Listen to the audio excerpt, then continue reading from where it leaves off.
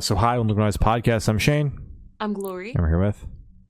I'm Tyler. I'm Helen. And I'm Lucas. And we're Carly Cosgrove. And we have some questions today about their upcoming album, The Cleanest of Houses Are Empty. So congrats on that, by the way. How do you guys feel about the response, the announcement so far? Awesome. Yeah, it's been great. I think this is really shown how much we've grown in the past couple of years, like how many people are excited for some new music. Yeah. The album is fucking awesome.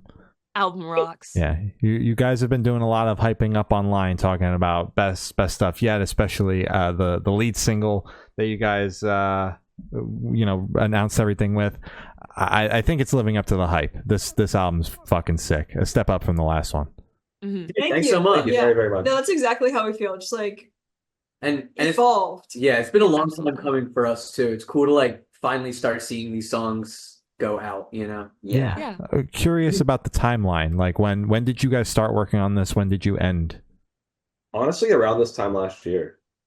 Oh shit. Yeah, we got back from our first full US tour at the end of March, and it was pretty much we gotta write some new music.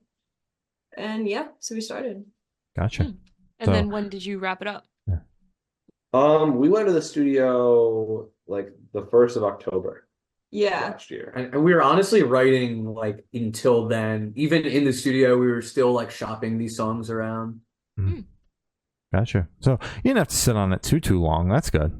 Yeah. Huh. Yeah, definitely not as long as our last release. I felt like with this one, we went more in with the intention of creating an album.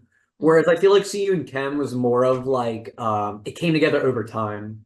Mm-hmm. Yeah, this was very driven, very goal oriented. Yeah. And I think it was also much more like we knew what we needed to do going in, and we felt like we were much more dialed in by the time we got to the studio. Yeah. Was there any sort of pressure on you guys, knowing what you had to do with this record and the fact that you were going in and writing a record versus, with the last record, just kind of writing and then a record came out of that? Yeah, I would say so. I feel like you probably felt a lot of that. Yeah. I believe there's an old adage of you have forever to write your first record and 6 months to write the second one. Mm-hmm. Yeah. It was definitely, again, it was I think that it was a lot I don't know. I think the creative process was again, there, the lack of a time deadline for the first record kind of allowed that process to manifest a lot differently. Mm-hmm.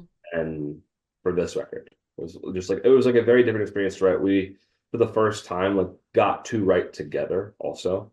Mm-hmm. We were meeting twice a week, every week, just going and going and going. It was definitely a well-paced marathon of writing. Yeah. That's good. I think also in general, there's always a lot of pressure trying to follow up a piece of work that especially resounds with a lot of people, because oftentimes when you're writing, you just get inspired by different things. And I think music is a really personal thing that connects with people in a lot of different ways.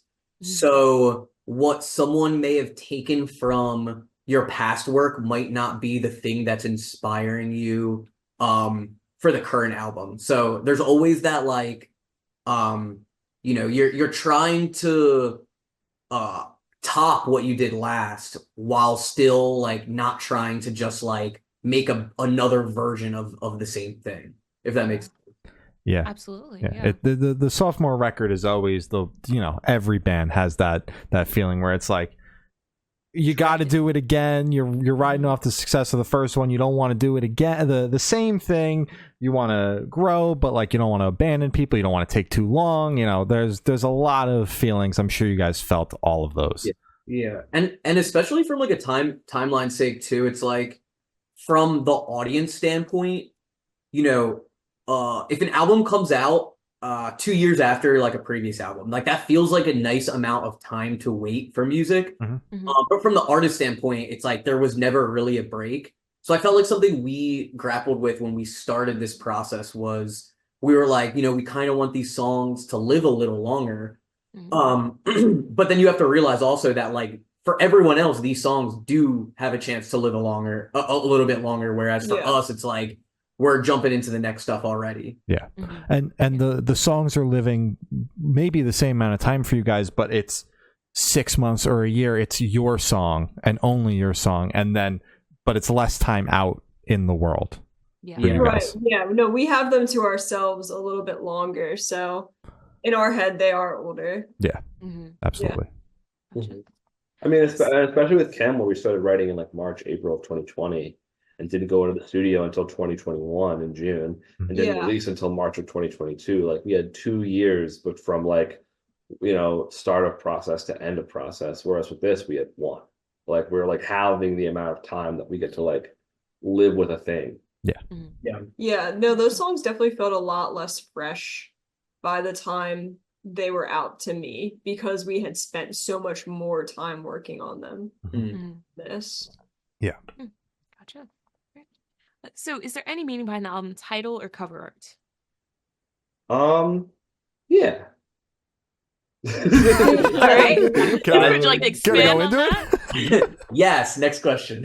No, right. it's the album title "Cleanest Houses Are Empty" is a lyric from the song "Here's a Fork," and also it's kind of a lot. We did have this kind of this shtick of naming a lot of our albums and songs after, references to those two Dan Warp shows, and this was like we're starting to move away from that a little bit because I think the tone of this record is meant to be more serious. Definitely. So that the title of that is a lyric, but it is also a retconned reference. We've decided. Remember that episode of Drake and Josh where they have the extreme makeover home edition people come in, and it's actually they just ransacked the house and took all the furniture. Yes. Yeah. So we're gonna tell people it's that. Okay. Yeah, and then in terms of like the cover art, we worked with our good friend Brooke. She did all the artistic design for it. There was a few things we were inspired by, different artists, other photographers' work in the past. And we essentially like had a loose idea what we were going for, but couldn't really like picture it in our head. And Brooke was able to make that happen. They had a friend with like a farmhouse that they let them just shoot in. And it was honestly like a series of just like many images going through, picking out what we wanted, going back to shoot, rearranging objects until we found exactly what we wanted. There's also another hidden reference in the album art. Yes. I'm not sure how close you've had to look, but there's a flower in an old bleach bottle with a mallet on the table, or a hammer on the table rather. And there's a quote. What does anyone know the actual quote? The quote is like, "I'll take these flowers and I'll soak them in bleach and pound them with a mallet." And Freddie's mom says it because Carly got Freddie flowers, and Freddie's mom hates Carly. Yeah. But yeah, we kind of started off as like, we have the album name, and then we were trying to think of like something that kind of like some kind of imagery that we all enjoyed, and we kind of came up with like this like earth tone, rustic type vibe. And then we liked the idea of like bleach, and then we were getting into like kind of old vintage bottles and stuff. And then we like the idea of like the contrast of like a bottle of bleach but with flowers in them, because that's just like very, I don't know, ironic. And then we started with that, and then we're like, all right, but then we like this hammer element to kind of give it like another dimension, and then tie in the reference. It was very like artistic, kind of going through different like inspirations and stuff and putting pieces together and figuring out like the light play and the shadow play and the different like dimensions and stuff like that. Yeah. Brooke absolutely killed it. They did phenomenal work on it, and she did all of the vinyl art, and also all of promo photos of us as well are at the same farmhouse that the vinyl and cover art is from. So it was all very, we wanted it to be like cohesive and stuff. That's fucking awesome. Oh yeah. Love it. So can you guys tell us a little bit about your writing process for the album? It was again, lyrically, it was a lot of solo work for me. I like, coming off of recording Chem in 2022, like, I had just a lot of things going on in my life that weren't particularly fun. And it ultimately like led to a very lethargic brand of depression. And I think a lot of this record is me kind of picking apart and analyzing those feelings. And that's what most of the songs are about. It's just this desire to be so conflict averse that you become a blob and never leave your room. Yeah. And just like kind of grappling with that, looking into it and like kind of deciding like, is this a way that you want to live? Is this a way that you can live? Like, is your like, I from the life experiences I've had from the everything, growth is uncomfortable. If you are constantly growing, you are constantly uncomfortable. And I felt like I'd been constantly uncomfortable for long enough, and I just wanted to not. Yeah. I wanted to prioritize my comfort over, learning anything. Yeah. And you kind of used the album as a way to come to that conclusion? Not to come to that conclusion, but to explain Gotcha. where I was. Okay. Like it kind of felt like like you go on some weird depression bender and you come back and everyone's like, where the fuck were you? Yeah. That record is the answer to that question. Okay. That makes sense. And then on the music side of things, for writing this record, a lot of it was trial and error, but I think a big focus was that like it was a lot more intentional. I think instead of jamming and we come up with like a flashy part or like a cool riff and be like, oh yeah, that's like a cool riff, like this is like a cool flashy thing we could do, we focus more on like how can we make complete songs that like feel great as like a whole piece and not just like a series of cool parts and cool sections. I think also these songs are a lot shorter. We wanted to kind of make our point in a smaller period of time, honestly. Yeah, it was a lot more intentional, I find. I think the reason why this album was so much more intentional in like the aspects Tyler was saying was because it was more lyric focused. I think Lucas would come, instead of with a guitar riff, would come with like a poem or a piece of prose, and then we would kind of build a song from there and then layer like the chord structure and stuff from there, instead of being like, oh, here's like a guitar riff, let's like figure out how we can jump back and forth between sections to that. It was a lot more like intentionally based around like the flow and the theatrics of the lyrics. Gotcha. So I think another aspect to the songwriting too that we haven't touched on is Justin Bartlett, the engineer of this record, who produced it, helped us a lot with songwriting. I think something that they added to this was like a level of focus. Their experience being around a lot of albums in their creation kind of had this insight of how to focus songs and make certain parts shine, just because they had a lot of experience doing it. So that was a pretty essential part of this album as well. Hell yeah. I'm curious, like, what kind of writing do you guys find to be the easier of the two, where you're starting with the instrumental and then the lyrics are coming with that, or where the lyrics are kind of already there and you're building the instruments around it? Which one is easier for you guys?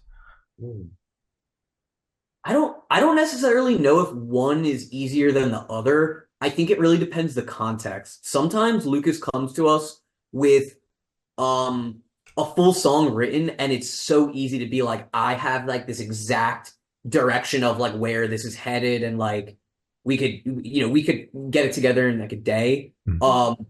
Other times it may be easier when we have this like foundation laid with music that just came really natural. I would argue both albums have been a little of both. This one leaning definitely more on the lyric side though. Gotcha. Yeah. Gotcha. So what particularly is inspiring? Like, is this guitar riff particularly inspiring, or does this like do these two verses like really make you want to write and finish the song kind of thing? That And makes as sense. far as lyrically, I'm always going to write more than you're going to hear on the record. Mhm. Like Yeah, a lot of that's it's another thing. a lot of it's like a lot of what we do in like our writing time is like eliminating redundancies, just being like, does this need to be said? It's almost like sometimes it's almost like writing like a thesis paper, where it's just like you don't want to like I'd rather have a shorter paper that says more than have a longer paper that says, the same thing a bunch of different ways. Because we've all written those essays too. Oh, I don't actually think I've ever written the first essay.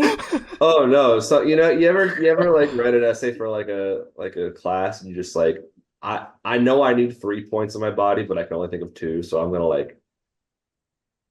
fudge the number. Yeah, Exactly. I yeah. was as I got older, I became the student that said I only wrote 2 paragraphs and they asked for 5. Well, they're getting 2 because I'm just Damn. not going to bullshit anymore. I don't care. Yeah. I Whoa. respect the hell out of that. That's why I stopped going to college after 2 years. Oh. Quality over quantity. Hell yeah. Exactly. Hell yeah. Hell yeah. So, what song off this album took longest to write, and which one is each of your own personal favorite? Ooh, the longest. I mean, I think Here's a Fork kind of, right? Because that was the That was one like that the first- that was the first song we started with, and it changed the most in the studio. yeah. So that one might have been the longest. And that song also, I think, served as like a big centerpiece. There's a few songs that were like at the like epicenter of what Yeah. made this album. But Here's a Fork was one of the first songs we like had the lyrics like finished to. And I felt was like, oh nah, like this is the tone for everything. Yeah. So yeah, probably that. There was another part of the question, right? Or Favorite. our The- favorites? Yeah. Mine is our song "What Are You, a Cop?" That one I am absolutely stoked for people to hear. I think it's the best one off of the record. I have the most fun playing with it. I think I probably had out of every song, that was the one I like had the biggest hand in, I think, in creating. So that one is like that is my fucking vibe. Yeah, I would say that's up there for me. The song "We Don't Want Your Cookies" might be my top. You love that one. It's very short, sweet, and it's hard hitting, and that's one I can't wait for people to hear. I can't wait to play it. I think mine is Today is Zoloft. It changes every day, but today it's Zoloft. You love the "it changes every day" answer. It's true. It does. Yeah, Yeah, it no, does. it's just funny. You've been saying that since you and Ken, Yeah, and then we're here. it does change every Yeah. day though. Yeah. Fair So enough. all songs that aren't out yet. So Yeah. that makes it fun. So how'd the track list for the album come about? Did you guys write the opener be the opener, close be a closer, shuffle around and see what fits? What was that process like? Yeah, track. So I feel like we kind of started with "You Old Dog," Yeah. and then Lucas, you came in and were like, "I have something that I think pairs really well with it that I want to start with," and kind of flow into that as like a opener and then second track. Yeah. I feel like whereas like I feel like there were like I think on Chem we were writing a lot of songs with the intention of putting them, especially the title track was like we intended for that to be the last song. Definitely. And that was one of the harder ones and one of the last ones to write and come out. However, I think for this record, I feel like we had a lot of options and a lot more options in regards to like where things are going to go and how we're going to kind of split up the record around. And so we kind of had to more or less like develop the narrative based on the collection of songs that we have. And then we were able to like I think write a few good through lines like with that, but it was just like a matter of like, the story wasn't necessarily presented in the way that, we kind of had it for Chem, where the narrative came pretty quickly. Like it wasn't really until I think the impact of this exit where like it was easy for us to see kind of like how this was going to shape into the story it tells. Yeah. Yeah. And that's funny because once you have all the songs written, I find it's pretty easy to figure out, what ones are gonna like start the record. Mhm. It's even sometimes pretty easy to figure out like what ones are gonna end it. But then like figuring Yeah. out the nuances of how each song flows in to the next is always interesting to play out. Especially since we love doing transitions in the studio. So that was a cool thing we got to figure out. There's a few fun transitions on this album. I feel like we also kind of naturally put the songs that we wrote first a little bit earlier in the track listing than the songs we like finished later. I think that was true on C and Cam, and I think it's true here. I think part of that is that the songs that we're writing, in June versus July, like the songs in June kind of have a bit more of a similar vibe, and the songs in July have a bit more of a similar vibe. And I feel like when we were writing a couple of the songs that close out the record, we were like, there's like the end of "What Are You, a Cop?" felt really nice going into the beginning of the impact of this exit, and I think that kind of like speaks to the writing vibe we were in when we were putting those songs together. And just kind of was like, wow, this is like very nicely transitioned. Gotcha. Gotcha. Oh I yeah. think the other challenge, this is never mind. It's a sidebar. I was going to say another things that I feel like when we listen back to Chem, a lot of it was like the structure within the song, where I feel like a lot of the songs had kind of a similar like chart of like energy over time. And we were like, okay, well, how are we going to like avoid doing that this time around? Like make things different and like have different energies, Like I think I think there were songs that were meant to be kind of like just serve different purposes than they have in the past. 'Cause, I think we like to bring it down low for like like about 3/4 of the way through the song and like kind of have like a quiet tender part and then come back up at the end. And we were like, well, what if we just like I don't know, tried to find different ways to like structure these songs, make them, different within themselves, even like and that might just be like somehow like just the way we, write and the way that we kind of felt the energy felt good. And so I think this record was a challenge in trying to find new ways to kind of chart that energy. Gotcha. That makes sense. Yeah. So would you guys be able to tell us where your headspace is at while you're creating this album? I mean, not to beat it over the head. Depressed. I was really depressed. Yeah. Oh, yeah. So like, and there were days when I was like fighting myself, like fighting myself to write this. And those themes show up on the album. Yeah. Like it definitely wasn't always easy. It was written in real time, and some of like the hard, like the more difficult themes on the album was like stuff that like we were experiencing in practices, like writing it. I think also it was like towards the end it was like a good amount of pressure. Not to say that like it was like a bad time, but I mean, like we already talked about, like having to follow up an album and it now, having a lot of people invested, it's like a completely different playing field, but before it's like almost like the only people we have to prove is ourselves. And now it's like we have to like, make it worth all these people's times that are like kind of counting on us. Yeah. So do you guys still have that anxiety with, the release date kind of coming closer and closer, or do you guys feel confident in this product? Honestly, I feel confident in this product.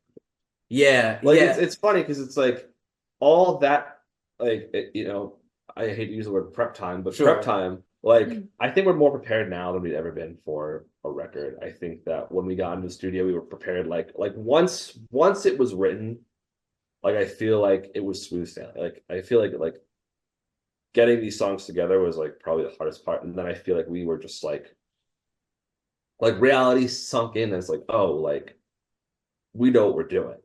Yeah. And from Yeah. that point on, it was like when you like bike up a hill. hmm We've just been like riding this really nice stretch of like down at like Yeah, at like a we're 5 cruising. Yeah. Yeah. Yeah, it was really nice to like when we finally were able to like set the release dates and the Yeah. plan. That was like, this was stuff that we were like trying to figure out while on tour, which was always like pretty stressful. So it was nice, you know, something that we haven't talked about, but like a thing that like kind of gave me a lot of confidence with this, it was getting to play "You Old Dog" out on the Wax Bodega tour. We played that song every night, and it was to people that like it wasn't out yet, so people never even heard of it. And the response we got on that made me like really like emphasize the point where like we are doing something right. Exactly.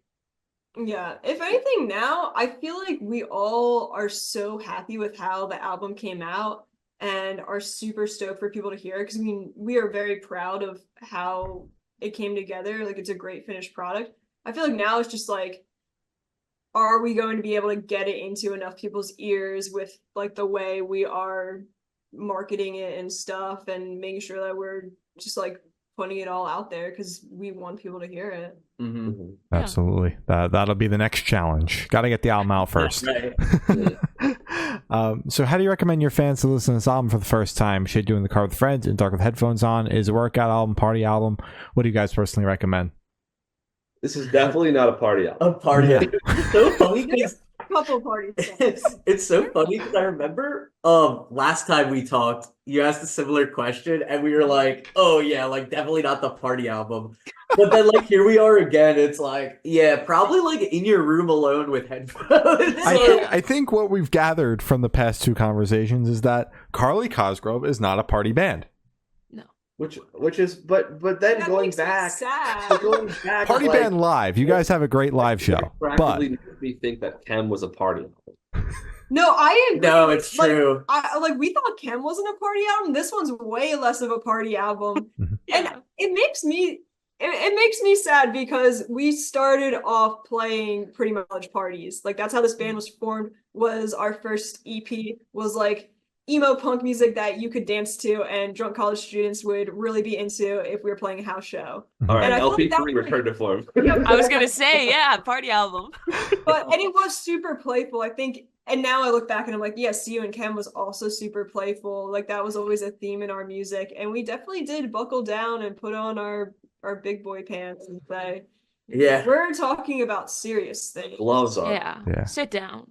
Yeah. sure. Yeah. Hell yeah. all right.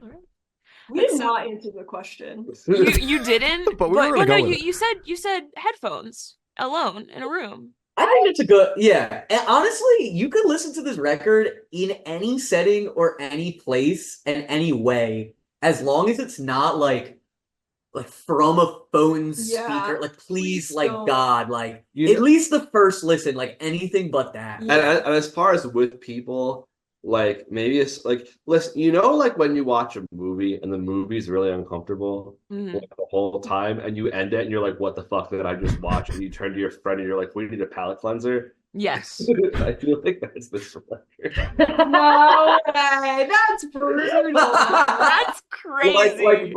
But like good art does that to you. You know what I mean? Like a movie that's like profound. Like I don't know. Like what's a good example of I it's a meme at this point, but like Requiem for a Dream. Like you watch, like you can't end the night on Requiem for a Dream. You're gonna be like miserable. You're gonna be like, I feel awful about That's everything. totally Yeah. something you would do to a group of our friends, I feel like. I don't like that. I don't want to do that to myself. Oh. You do this. I witnessed you put on a really somber show at a hang. Oh, and was it Love, Death, and a Robot? It was Love, Death, and a Oh Robot. my god. and we were all watching it and it was disturbing. You put that on with like a group of people? Like it was like a small party. Dude, that's one that you sit and you watch that shit alone. Right? You know? Yeah, That's you what I'm don't saying. Somebody was traumatized at the end of that for sure. absolutely. Yeah. Yeah. And I like that. I don't know. Like It was Owen. Owen was traumatized. I feel bad now. I haven't spoken to Owen much since that day. We don't have Damn, now I you know wonder why. I personally think that you could listen to this album with friends. I'm a proponent of that's a good vibe. Personally. I'm an optimist. Okay. Yeah. Okay. Nice damage control there, Helen. Yeah. Well done. Well done. No, that was great. That was good. Oh my God. No, I think that there are a lot of songs in this that are like I think we do have like our moments where, we keep it a little on the lighter side. Yeah, I mean, shit. Like, I don't know when this is coming out, but Closer to we the released album. a song today that I would say is on the more playful side. So Yeah. As far as musical influences, we really like I was listening to a lot of quote unquote power pop. Mhm.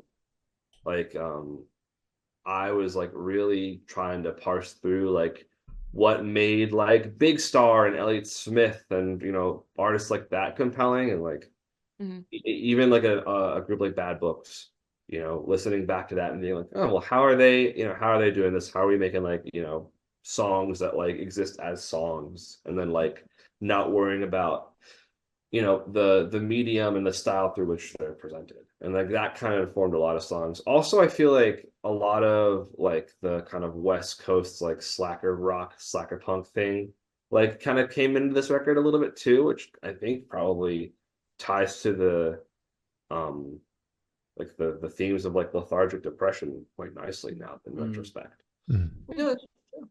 Yeah. Mhm. Oh yeah. All right. So this one should be super, super quick off the top of your heads. I want you guys to describe this album for new listeners in 3 words. 3 words each, 9 total, no more, no less. dynamic, Oh, all right. live, Okay. and big. Damn. Nice. I like this. Yeah. I'm gonna say nuanced, Oh. dialed, Okay. Ooh. Okay, okay.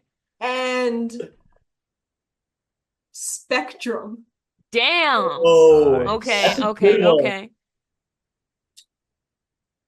I know I didn't leave you a ton of options of words left. Yeah. I used There's not many- We there- used the good ones. There are not many words left after No. that. Yeah, no, No. that's about it. English No. language is small. Mhm. Very small. Hear me out. Just Oh. No, I like Okay. that. Yeah. I like Hear me that. out. Yeah. They'll hear you, bud. Yeah, they'll hear you They'll out. hear you. They'll hear you. They'll hear you. All right. I And then think that's a bit, but I'm glad it worked. yeah, it Yeah. works. It works. We'll take it. That was it. You don't get another shot. Yeah, no, that's it. Those Close. are That's three it. words. You're fucked. So in that same train of thought, is there a certain feeling or emotion you want listeners to have while going through the album?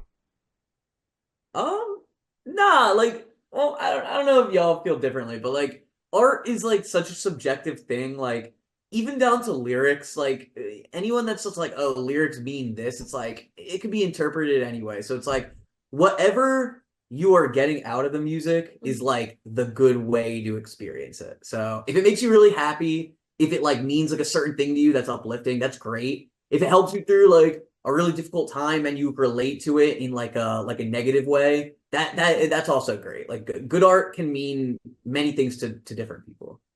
Yeah, I think that means it's more impactful when it can connect to people over different topics and people can, interpret in different ways and take what they want from it. Hell Oh yeah. yeah. Love it. So, are you guys able to touch on any particularly challenging or standout moments in the creation of this album, positive or negative? For on like a macro level of recording this album, something we were able to do that we haven't in the past is for recording and tracking drums.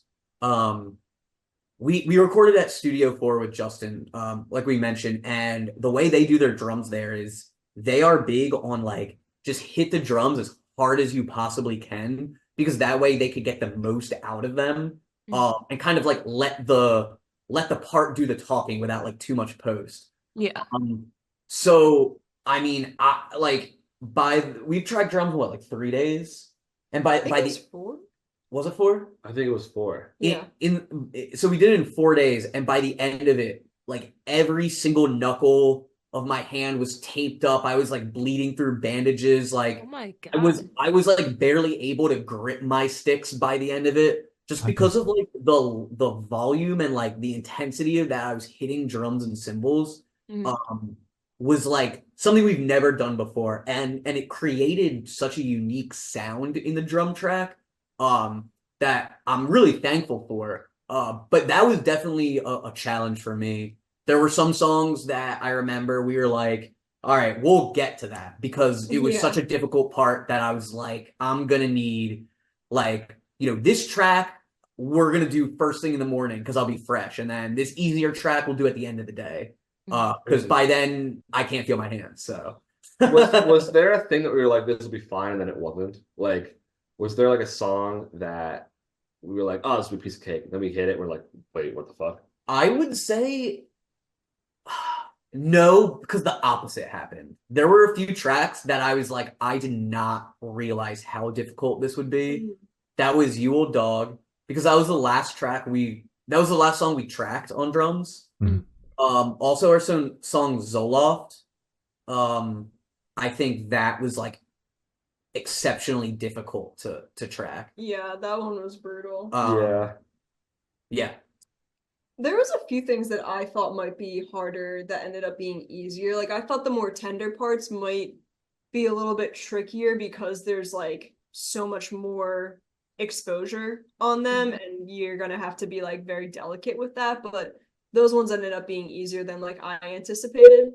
But I think overall this album is a lot more technical, so it was harder to record for sure. Like similar to Tyler, I had songs that were like very difficult to get through at times. Like What Are You, a Cop? And Here's a Fork were heaters for me. But I think the vibe that Justin curated in the studio was super encouraging and allowed us to knock them out a lot more easily than it could have been if like he was just not like a fucking cheerleader, Yeah. Yeah. I've never heard somebody say the phrase "we're so back" more in my life. That's true. Hell yeah. We never left. Yeah. Hell yeah. One story from recording that I look back on fondly, it was literally the last day. And it was I went in just by myself to do some like last minute vocal overdubs, and we're recording, and like it's like a screamy thing, and it's late at night, and I had headphones on and my ears are fatigued, and Justin stops the session and is like, wait, do you hear that? And I was like, no. I was like, what do you mean? He's like, oh no, it's happening again. And he opens the door to this other room adjacent to our recording, and it's just flooding. Like a pipe burst, and it's just flooding. Again, wait. Tell us this. I didn't tell you? No, you did. Yeah. I don't remember. And That's crazy. Like, just like and he's like, it's happening again, because it's happened before. Damn. And like this is Studio 4, so it's flooding onto like unreleased Lauryn Hill master tapes and stuff. Yeah. And, laptops and hard drives full of storage, Just and I'm like priceless, just recording priceless shit. Like priceless culture artifacts are in this room. and he's like calling the building manager. He's like, we gotta turn the water off, and like we're like scrambling to like get like electronics out of the path of water, putting buckets down. And he's like, this hasn't happened in a while. That sucks. I was like, this happens regularly. Well, that's definitely awful. Yeah, no, it was crazy. That was just like a really interesting way to end. Like like, have you ever seen the movie Magnolia? Not. Okay, no, I can't spoil the movie now. No. For the listeners. But it was kind of like the weird twist of that. Like that, like the studio flooding was like okay. By the way, this is on my bingo card. It's just like Lucas makes a reference that nobody else is aware of. Your bingo that is on my card bingo for card. What, every day of your life? For life. Yeah. It happens every single day of your life. All right. What'd you say? I thought you guys said something. Okay. I heard a noise. So for the last couple questions, going to shift completely away from music. So if you could be one animal for the rest of your life, what animal would you be and why? Animal for the rest of my life? Mm-hmm. Can I be a dragon? Sure. Dude, fuck yeah. Gold, fly, shoot fire. Sounds pretty Oh, fucking badass to me. Yeah. Not like that. Well, Yeah, let's just. All right, Lucas, what animal are you gonna be? I'll also be a bear. I'm But, holding like- back making some crazy Two- jokes. 2 bears and a dragon. Okay, next. All right. Not accurate in some terms, but we'll continue. All right. All right. All right. And if you could have lunch with any celebrity or artist, dead or alive, who would it be and why? Probably Julian Baker. Yeah. Anyone? Anyone, dead or alive. In for this. Yeah, I'd have lunch with a celebrity dragon. Celebrity, that'd be pretty badass. For this. Celebrity bear. That's not that hard. Cocaine bear. Yo! Wow, Holy shit. That's You celebrity can- bear. You can visit Cocaine Bear. I would not have lunch with Cocaine Bear. I would be lunch for Cocaine Bear. Real. Oh, yeah. I don't know if I'd like that. Probably not. Yeah, I don't think you would. Honestly, my answer is Henry Rollins from Black Flag because I know that dude has good stories. Mhm. That's a good answer. Tyler, are you keeping dragon? Yeah, I think I'm locked in. All right. Sick. All right. And for this last question, boom, you're on a desert island. You can bring one movie, one album, and one person. Who and what are you guys bringing? I would bring the longest movie I could find. Okay. I would have a similar answer for album too.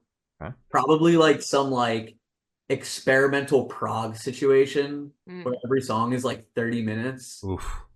Mm. Probably what I'd pick. Like a stoner metal. Yeah. Okay. Like we're talking like 8-hour long album. Like Jesus Joe- Christ. Yeah, my brother loves that song. Oh yeah, it's one song and it's an hour long. Yeah, Oh. exactly. That's tough. I'd probably pick that. And who are you bringing with you? This Yeah. is such a weird question for me because I learned something, which is when you take a song you like and you make it your alarm to wake up in the morning Mhm. on your phone, Nah. you hate that song after a little while. Yeah. Yeah. You associate it with waking up. Mhm. So I feel like exposure to anything would be tough. Yeah. I might pick like something informational for a movie. If there's like if there was How to ever get off a if- desert yeah, how to island. get off a desert island. The How to build a boat. documentary. The documentary, or if you could do like DVDs, I'll do like the DVD box set of Man vs. Wild Yo. True. or Survivor Relatable. Man, one of those Yeah. two, Yeah. just so like I can pass the time and learn how to not die. Mhm. The audio drama version of Man vs. Wild as my record. All right. All right. And then Bear Grylls is my person. There you go. Oh, we Oh, could pick a yeah. You person. can pick a person, yeah. I'm also picking a dragon for my person. Yo. Go for it. Fire? That's mine. Bro, you get Fine. fire, the ability to fly, hunting, Mhm. True. and you could just not be on a desert But- island because you have a dragon. Are you capable of being the mother of dragons? Like, do you think that you can slay hard enough to mother this dragon? Mm. I think I can mother anything. Burning Well, then, question. how do you know this dragon's gonna even listen Yeah, to it you? might just eat you. And that'd be fine. Right. Yeah. Well, yeah, then you're not in that That's- situation. that- yeah, exactly. Then you're out of it. Yeah. Well, listen, I know that I can't be Khaleesi. I know. It's true. It's just not. I don't have it you in don't me, serve Yeah. hard. and that's okay. That's why I'm taking Bear Grylls. Yeah. Oh my God, Bear Oh. Grylls! Dude, no fucking way. Cocaine Bear Grylls. No, that's When's crazy. that gonna be on a Jeopardy before and after? Bear Grylls. Yo, new band name just dropped, but if you use that, we get it. We get 1% of all your streams. Every 1%. Yeah. We get 1% too because it wouldn't have set happened if off we here. were All here. right. So 2%. Yeah, 2%. 2%. Yeah. We'll hear 5. Nah, there we go. There we That go. was before artist. Yeah. Yeah. Okay, if I could have a movie and an album and a person, I would pick probably School of Rock as my movie. Mm. and it's got a great soundtrack, so it's almost like 2 albums. Yeah. Yeah. For the album, probably The Con by Tegan and Sarah, because I don't think I'd get sick of it. Okay. Tegan and Sarah. For my person, like, maybe my dog. Yeah. That'd be fun. Fair enough. Oh yeah. I picked that. Which one? George. George. Yeah, I think All right. It's so funny. 'Cause I I feel like love a you. lot of times people will pick like a person to like help them get off the island. Yeah. But if anything, like George would just be like a liability. he I would do be not think No. it's very long. But I don't think we're making it off this island in this scenario. So you're just trying So to vibe I out. think I want to be comfortable. Sure. Yeah. Yeah. I got, like maybe my mom, because like Okay. you know, go out with the person you came in with. Exactly. Yeah, that's fair. There I you get go. it. All I right. get it. So as I said, that's all the questions we have today. Is there anything that you guys like to plug? We have a whole album. happening. Yeah, if you No if way. you guys In case you missed that part. didn't read, we have an album out. Not well, maybe I don't know when this is coming out. It'll be You can listen out to or it. close to out. We think it's pretty good. Yeah. Yeah. It's actually objectively good. If you listen to it and you don't like it, it's actually the fault of your own. Yeah, Yes. it's actually because you suck. There you go. It's got a 10 out of 10 on Pitchfork. So Exactly. there Yeah, you go.